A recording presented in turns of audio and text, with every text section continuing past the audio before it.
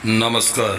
আমার চ্যানেলের তরফ থেকে সুধী দর্শকবৃন্দকে জানাই অসংখ্য ধন্যবাদ, প্রীতি এবং শুভেচ্ছা। দর্শকগণ, আজ এক বিশেষ অনুষ্ঠান নিয়ে আপনাদের সামনে হাজির হয়েছি, যা হলো যে আমরা একে অন্যের মনের ভাবকে কিভাবে বুঝতে পারবো, এই নিয়ে এক বিশেষ সাধনা প্রক্রিয়া, যার মাধ্যমে আপনারা আপনার সামনের ব্যক্তির মনোভাবকে বুঝতে পারবেন। দর্শকগণ, আমাদের জীবনে অনেক সময় আমরা বিভিন্ন মানুষের সঙ্গে ব্যবহার করি। কোনো জিনিসের লেনদেন, ইয়া তো আপনারা যদি কারোর সাথে টাকা পয়সার লেনদেন করেন কিংবা কোনো বৈচারিক লেনদেনই করুন না কেন, যদি আপনি আপনার সামনের ব্যক্তির মনোভাবকে বুঝতে পারেন, তাহলে আপনি জীবনে কোনো দিন ধোঁকা খাবেন না। অর্থাৎ আপনি যদি সেই মানুষের মনের ইচ্ছাকে বা মনের গোপনীয়তাকে যদি জানতে পারেন, তাহলে আপনি তার সম্পর্কে এক বিশেষ ধারণা পেয়ে যাবেন এবং তার সাথে বৈচারিক এবং ব্যবহারিক দুটো আদান প্রদানেরই এক সুগম রাস্তা তৈরি হতে পারে। তো দর্শকগণ, এই সাধনাটি করার জন্য আপনাদের এক বিশেষ কিছু কাজ করে নিতে হবে। এই সাধনাটি বিশেষ করে মা পার্বতীর এক মহাসাধনা, যার মাধ্যমে আপনারা যে কোনো মানুষের মনের ভাবকে সুস্পষ্টভাবে বুঝতে পারবেন। দর্শকগণ, এই সাধনা একটি সরল এবং সৌম্য সাধনা, যার মাধ্যমে আপনারা আপনার ইচ্ছিত জিনিসকে করে নিতে পারবেন। যারা জ্যোতিষী আছেন এবং যারা বিভিন্ন মানুষের সঙ্গে সর্বদা ব্যবসায় ইয়াদ অন্য জিনিসের প্রতি ডিলিং করেন, সেই সব মানুষের জন্য এই সাধনাটি করা একান্ত দরকার। এটি একটি গৃহস্থ সাধনা এবং একটি সৌম্য সাধনা।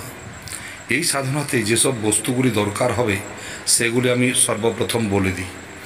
এই সাধনাতে দরকার হবে একটি দেশি ঘিয়ের প্রদীপ, ফুল, ফল, জলপাত্র, মালা, আসন, এবং এই আসনটি লাল হলে খুব ভালো হয় কিংবা হলুদ রঙেরও চলবে, এবং যে কোনো ধরনের লাল রঙের ফুল মাকে আপনার অর্পিত করার জন্য জোগাড় করবেন। এই সাধনাটি একটি সিদ্ধ যোগ দেখে কিংবা অষ্টমী, সোমবার, পূর্ণিমা তিথি, এইসব দিনে এই সাধনাটি আপনারা শুরু করতে পারেন। যখন আপনি আসনে বসবেন, তখন আপনার মুখ উত্তর দিকে হতে হবে। সর্বপ্রথম আপনাদের এই সাধনা করার বিধিবিধানটি বলে দিই।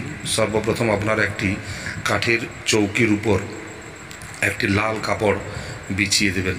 বিছানোর পর ওই জায়গাতে আপনারা মা দুর্গার একটি ফটো, যে ফটোতে শিব এবং পার্বতী দুজনেই অবস্থান করছেন, এই ধরনের একটি ফটো ওই জায়গাতে স্থাপন করবেন। এরপর ওই ফটোটিকে ফুল, মালা ইত্যাদি দিয়ে ভালোভাবে সুসজ্জিত করবেন এবং একটি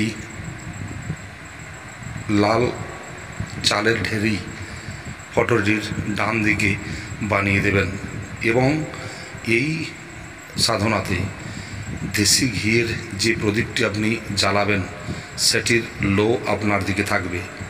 অর্থাৎ আপনি যেদিকে মুখ করে বসছেন সেই দিকে লোটি থাকবে। এইভাবে আপনারা এই সাধনাটি শুরু করবেন। সর্বপ্রথম আপনারা স্থান শুদ্ধি, জল শুদ্ধি, ফল শুদ্ধি, আসন শুদ্ধি ইত্যাদি করে নেবেন। করার পর আপনারা সর্বপ্রথম গণেশজির পুজো করবেন।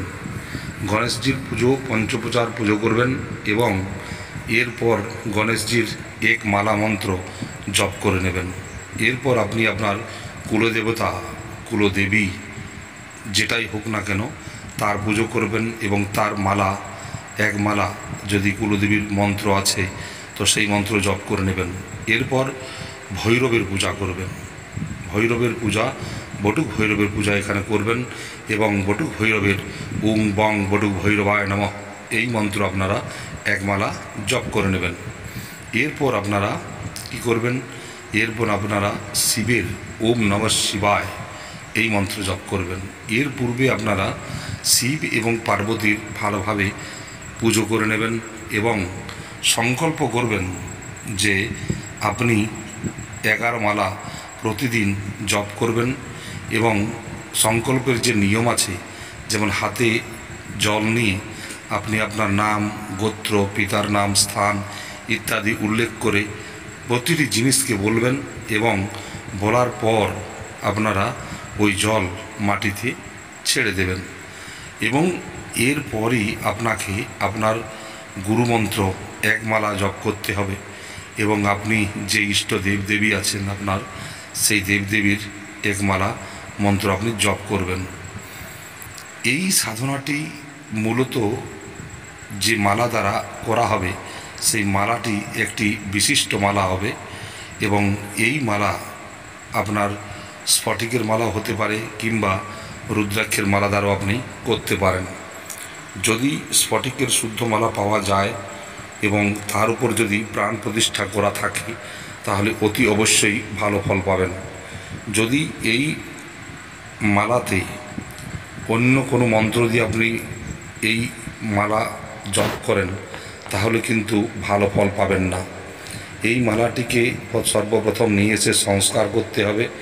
সংস্কার করে এই মালার উপর মা পার্বতীর মন্ত্র জপ করে নিতে হবে।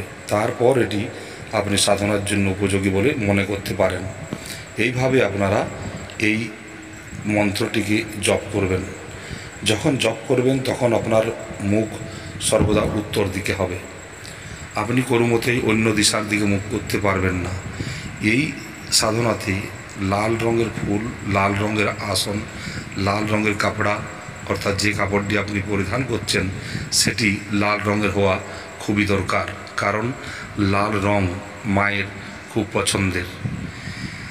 আপনারা এই সাধনাটি যে করবেন, এই সাধনা করার পূর্বে আপনার গুরুর অতি অবশ্যই পারমিশন নেবেন এবং পারমিশন নেওয়ার পর আপনারা এই সাধনা শুরু করবেন।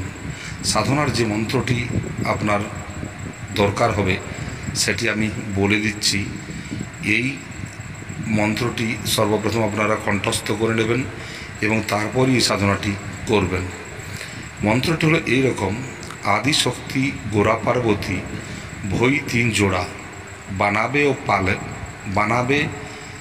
পালে ও মারে, বালক করে পুকার সব সাধন বিহীন, এক সাহারা মাইকা जो माई को शरणागत देवे सिद्धि करे प्रसिद्धि, जय जय गोरा माई की।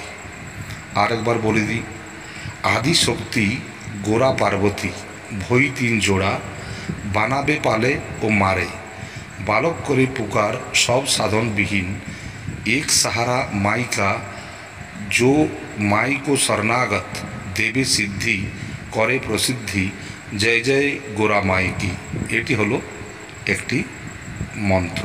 এই মন্ত্রটি আপনাকে জপ করতে হবে। আপনি এই মন্ত্র যখন জপ করবেন, এই জপ করার ফলে আপনাকে মা আপনার মনের কথাকে বুঝতে পারবে এবং আপনাকে অন্য মানুষের মনের কথাকে জানার ক্ষমতাও দেবে। এবং আপনারা জানেন যে যখন আপনি কোনো মানুষের মনের কথাকে আপনি বলতে পারবেন তো সতই আপনার চারদিকে প্রসিদ্ধি বাড়বে। এটাও মায়ের এক অসীম কৃপা। এই সাধনাটি 41 দিনের সাধনা এবং এই সাধনা যারা করবেন তারা দৃঢ় নিশ্চয় নিয়েই করবেন, কারণ এই সাধনা একটু লম্বা সাধনা। এই জন্য সবাই এটি করতে চাইবেন না, কিন্তু যারা করবেন তারা অতি অবশ্যই ফল পাবেন। মানুষের জীবনে বিভিন্ন ধরনের সমস্যা যে কোনো সময় মানুষকে বিভিন্নভাবে জড়িয়ে ধরে, কিন্তু সেই সব সমস্যার সমাধান করার জন্য কিছু এমন অবস্থা, এমন সাধনা আছে যে সাধনা করার ফলে আপনার জীবনের প্রতিটি সমস্যার সমাধান করা যেতে পারে।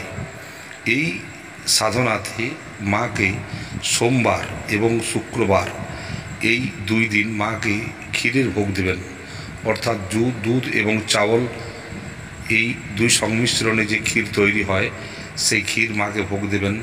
এবং যেদিন আপনার পূর্ণাহুতি হবে, অর্থাৎ আপনার 41 দিনের দিন, ওই দিন একটি ছোট হবন করবেন এবং ছোট কন্যাদেরকে কিছু খাইয়ে দেবেন।